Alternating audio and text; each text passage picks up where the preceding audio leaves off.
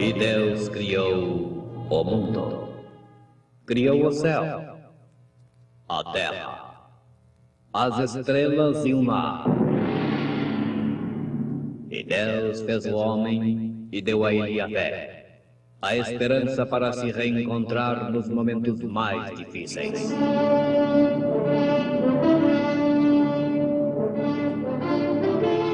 E num esforço supremo para levar Deus até você, aqui está o pregador da fé. Pastor Joaquim Gonçalves nos traz fé para vencer.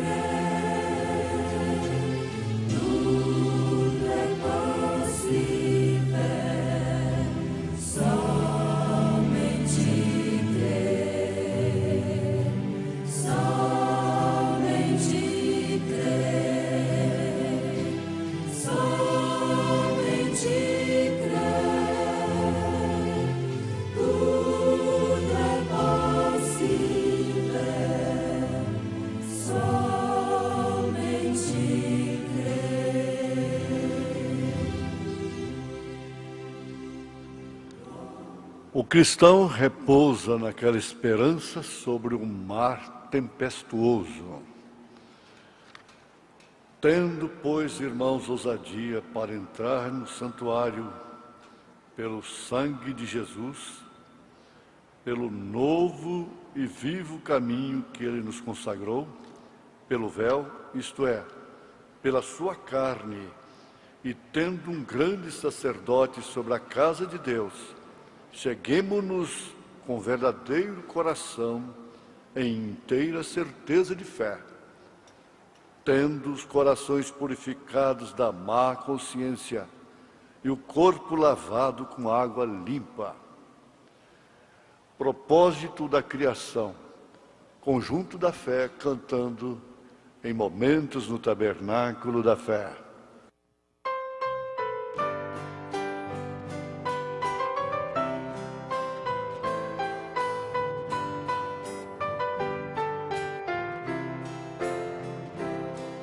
O sol, quando vem surgindo, colorindo a natureza, seus raios saem rasgando as nuvens.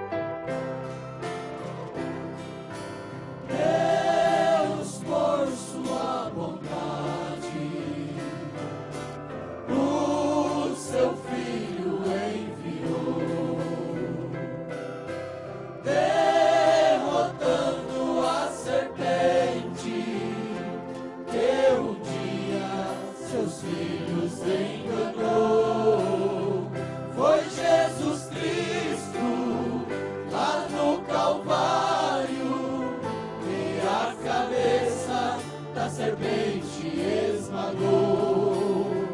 Foi no momento do grande brado que o homem com Deus reconciliou.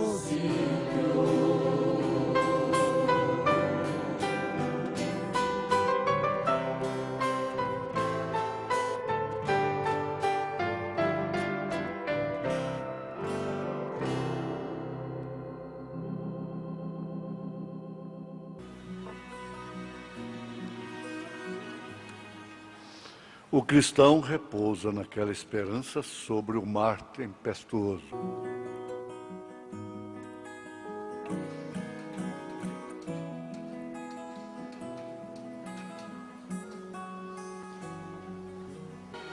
Ouvintes, o que é que caracteriza um cristão? A base dessa resposta está na fé, na confiança do indivíduo, do crente, na palavra de Deus, nas promessas divinas. Mas por que um cristão repousa naquela esperança sobre o mar tempestuoso? Expressão do profeta desta era, na mensagem Véu Adentro. Porventura, ele tem em si um salva-vidas natural e que pode livrá-lo até mesmo no mar? Uma certa senhora cristã, viajando da Irlanda para Nova York, nos Estados Unidos, faltando meia hora para o navio ancorar, chegar em Nova York,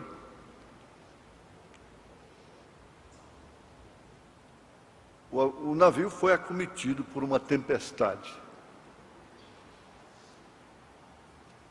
E então a tripulação, os condutores tomaram as devidas providências e chegaram a dizer: quem reza, reza, quem ora, ora, pega com seu Deus, porque dentro de meia hora nós estaremos no porto ou estaremos no fundo do mar. E esta senhora ficou se comportando de uma maneira estranha para ele, para o comandante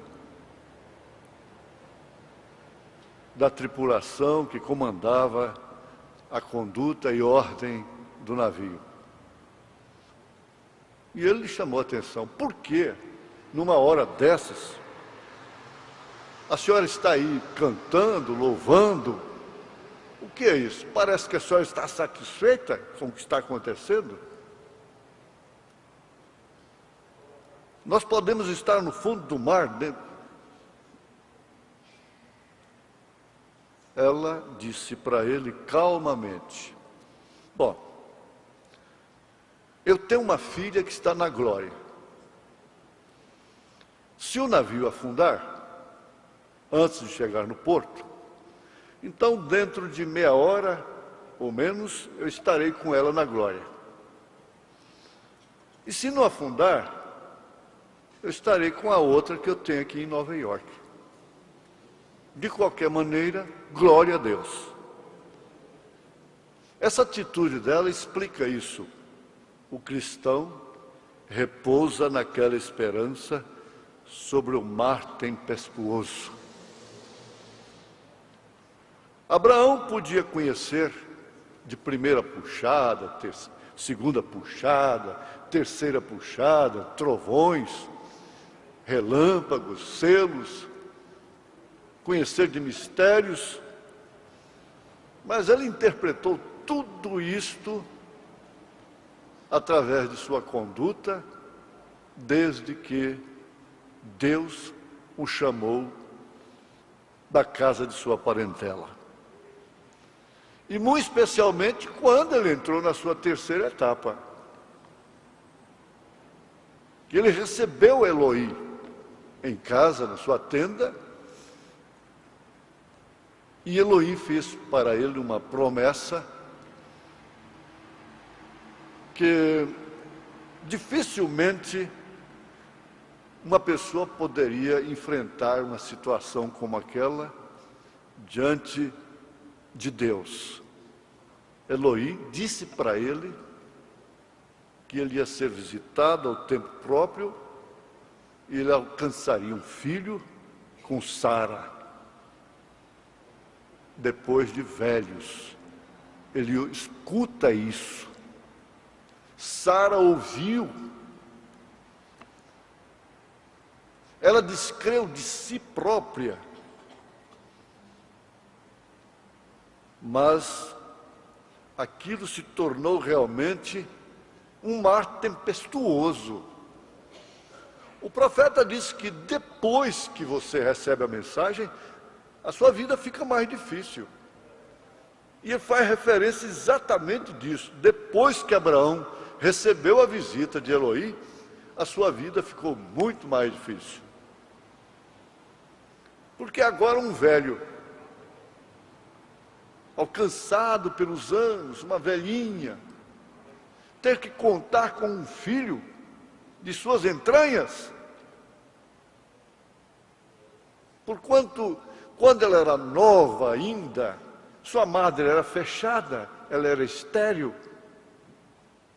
nunca havia alcançado um filho, ficou bem mais difícil. Está bem difícil para nós, está muito difícil para mim, mas eu fui chamado, você foi chamada, pela presciência de Deus. Ele colocou os nossos nomes no livro da vida do Cordeiro desde antes da fundação do mundo. E ele não olhou para mérito, para qualidades de quem quer que seja.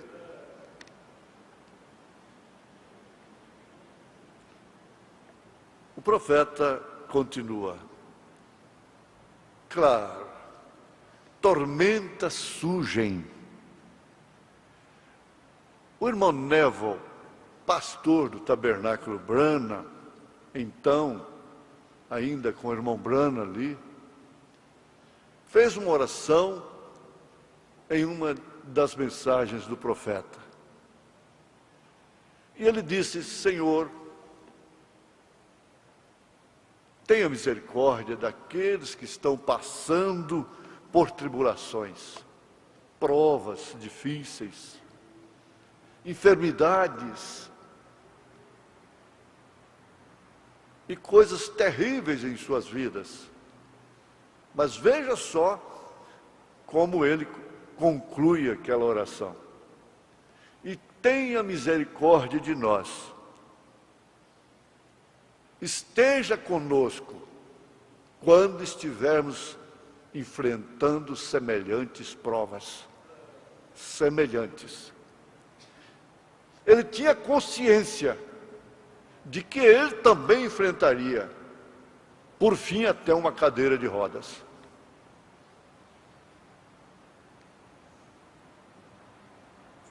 Você tem que pensar, e quando eu estiver enfrentando a minha situação?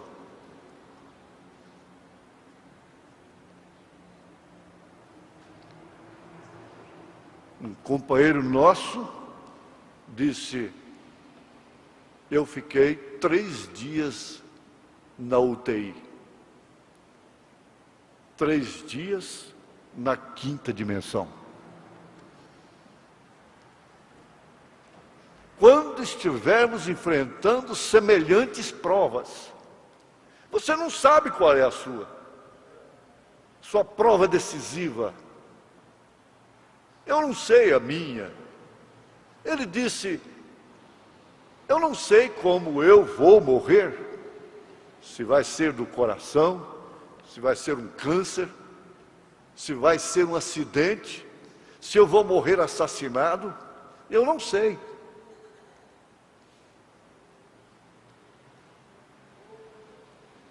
Cada um tem que enfrentar semelhantes provas.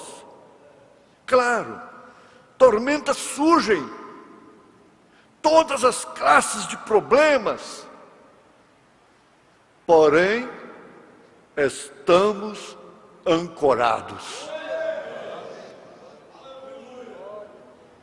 Afirma como um homem de Deus, isso é suficiente. Aquele velho navio descansou nisto. Eu tenho uma âncora. Nunca se afundará. Não pode afundar. Ele está falando do cristão. Ele está falando aqui do crente que trilhou o caminho do Santíssimo Lugar, que entrou o véu adentro, que não ficou no átrio apenas na primeira puxada, primeira etapa, não ficou no lugar santo, no santuário apenas, mas entrou o véu adentro, o véu rasgou de alto a baixo. Não pode afundar. O profeta comenta: em minha vida tenho visto a cristãos levantando-se e caindo. Isto sempre me deu o que pensar. E sem pregar este texto nas outras igrejas a que tenho ido, tenho crido ser mais conveniente trazê-lo à minha gente. Aleluia. Você pertence à gente do profeta.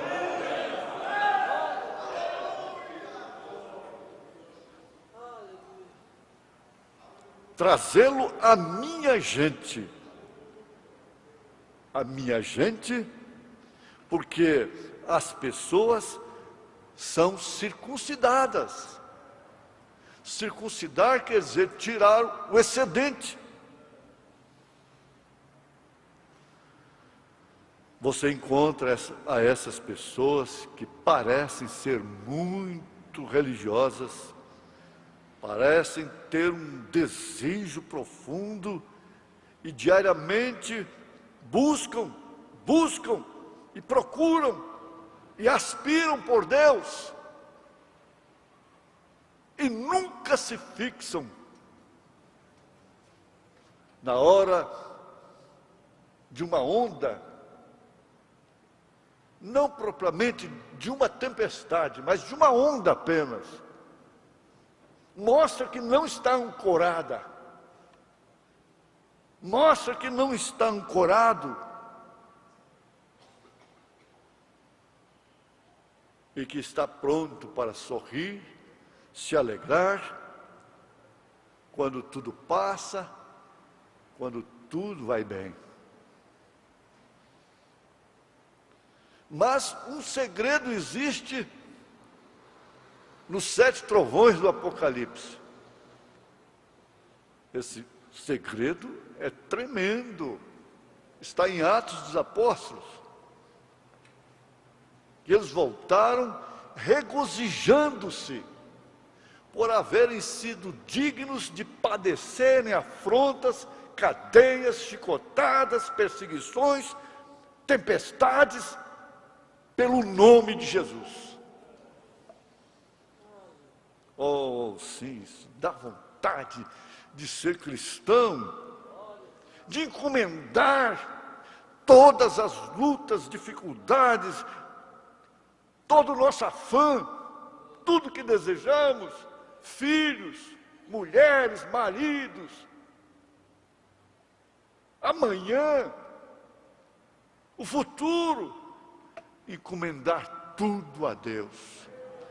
Ele disse: eu encontrei uma mulher, ela estava com 60 anos de idade, com aparência de 30 anos apenas. 30 anos de idade era a sua aparência. E eu lhe perguntei: por que isso? como a senhora conseguiu isso?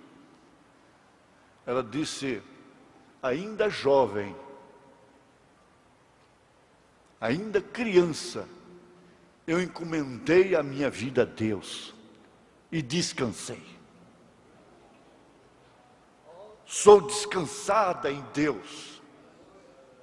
Sou ancorada, em outras palavras.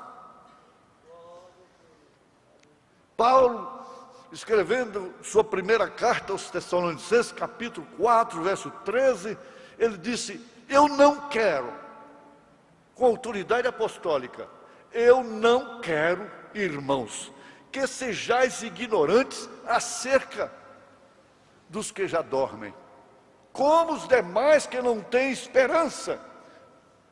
Ele estava se referindo a um ente querido que morre. Mas isso pode ser aplicado. Eu não quero, irmãos, que sejais ignorantes, instáveis, quando o mar estiver revolto. Eu não quero, eu não aceito, porque o meu evangelho é âncora. Ele disse, é o poder de Deus. O meu evangelho é aquele Jesus que andou sobre as águas e mandou o mar sossegar. Mas, todavia, nunca se fixam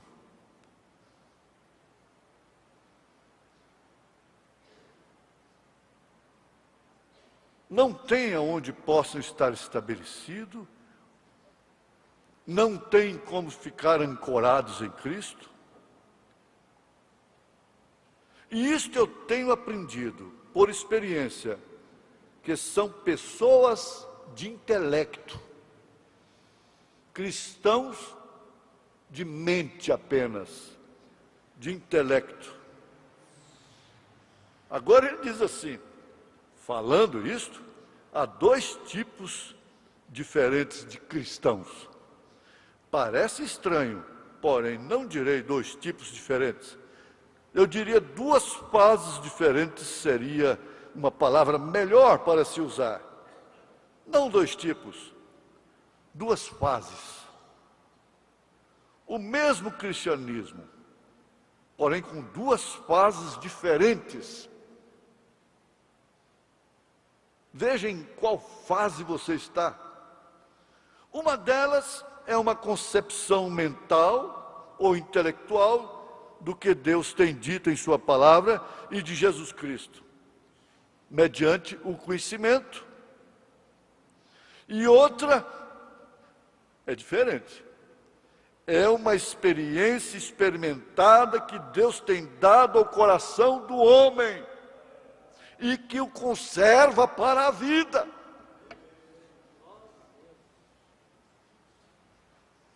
Esse é o conservante de Deus. Essa parte, essa fase intelectual é faminta.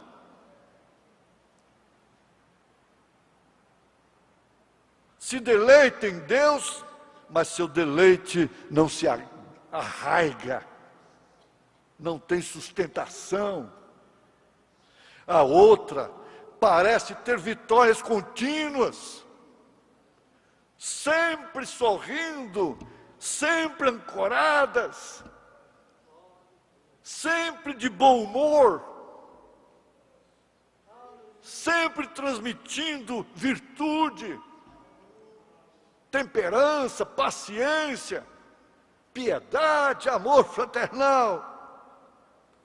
Nem as provas, nem as tormentas lhes alteram. Antes, eles parecem ter algo ao seu redor que a gente que é cristã e trata de viver para Deus, admira esse tipo de cristão, se sente bem perto desse tipo de cristão, é alimentado, recebe virtude.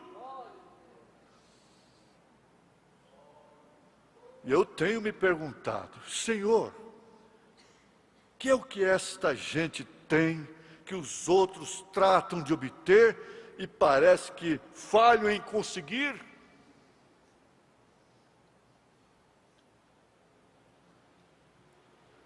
Fazem tanta força e não têm.